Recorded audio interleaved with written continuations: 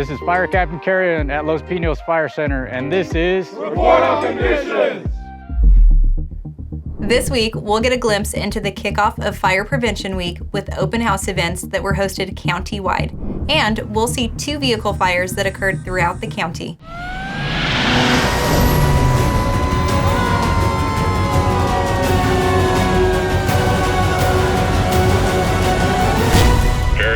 Engine 1 with report on conditions. Hi, I'm April Newman. Thanks for joining us on this week's Report on Conditions. This past Sunday marked the beginning of Fire Prevention Week. Let's take a look at some highlights from our county-wide open house event.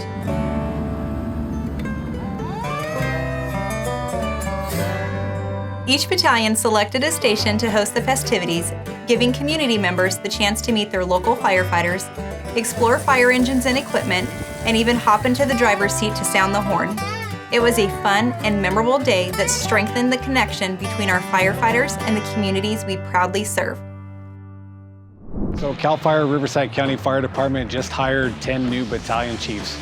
All of our newly promoted battalion chiefs are coming from the fire captain position from various roles within the department. The jump from a fire captain working on a fire engine or a ladder truck or even a hand crew going up to a battalion chief now working autonomously and responsibility over large-scale incidents like this is a huge jump of responsibilities. So we like to put our candidates through these stressful situations just to give them an idea of what's coming in the future and to help them prepare and stay organized. As part of our Battalion Chief Academy, 2 of the days of their 10-day academy is commanding incidents. The one that we're at right now is involving commanding a wildland fire that's involving multiple cities. For instance, the city of Riverside is the boundary that we are currently sitting on.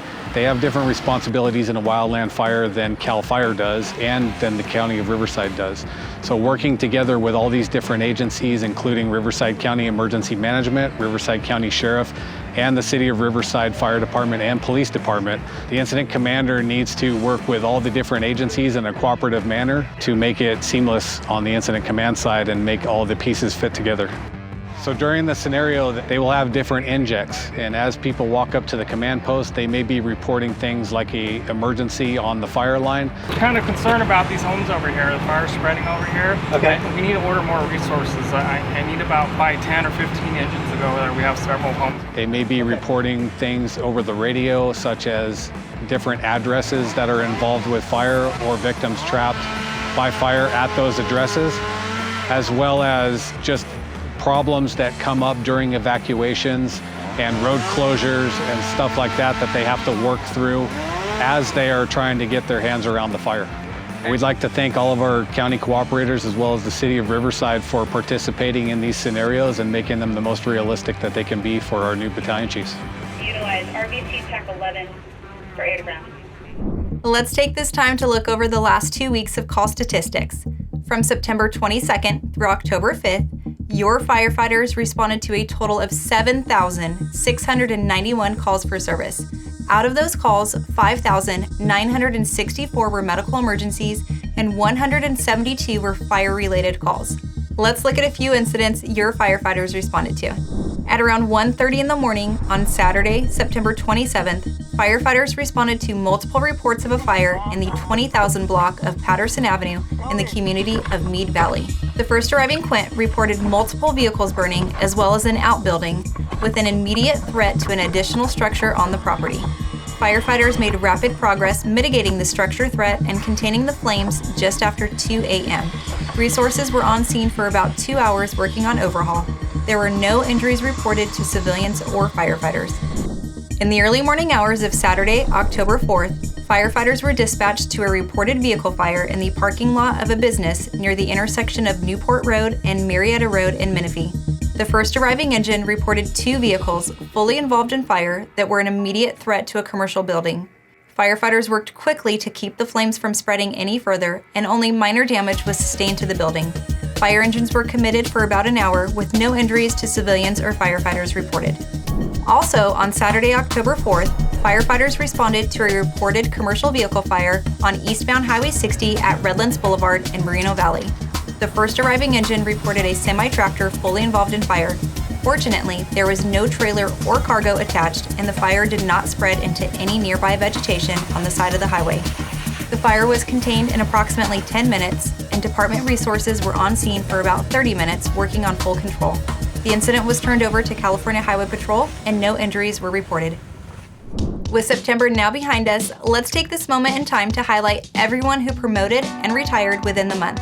Congratulations to you all, and we wish our retirees the best on their new chapter in life.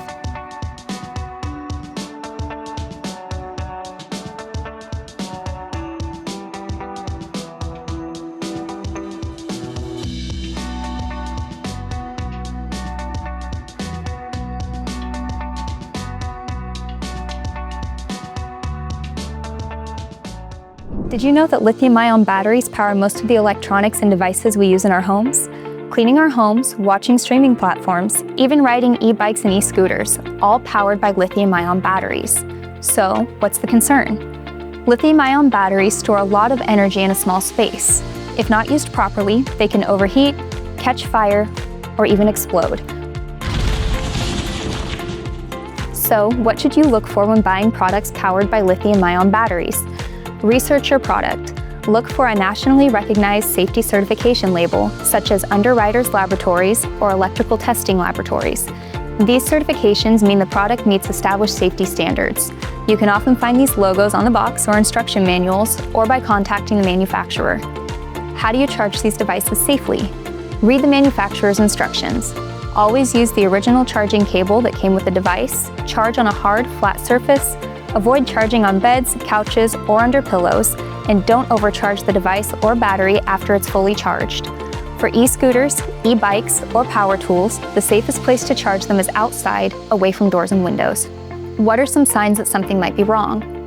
Stop using the battery immediately if you notice a strange odor, discoloration, excessive heat, swelling, or a change in shape, or unusual noises. What should you do when disposing of lithium-ion batteries? Start by visiting call2recycle.org to find a drop-off location near you. Never throw them in the trash or regular recycling bin. Doing so can start a fire. Taking a few simple precautions can prevent severe fires and injuries. Remember to stay safe and charge your devices responsibly. For more information, visit nfpa.org.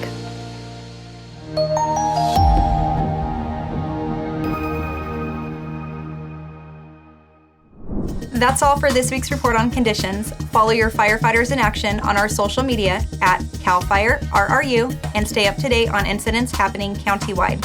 If you caught any great footage of our firefighters at work or out in the community, send them to us at rrupio@fire.ca.gov. On behalf of your Public Affairs and Community Education Bureau, I'm April Newman. Thanks for watching.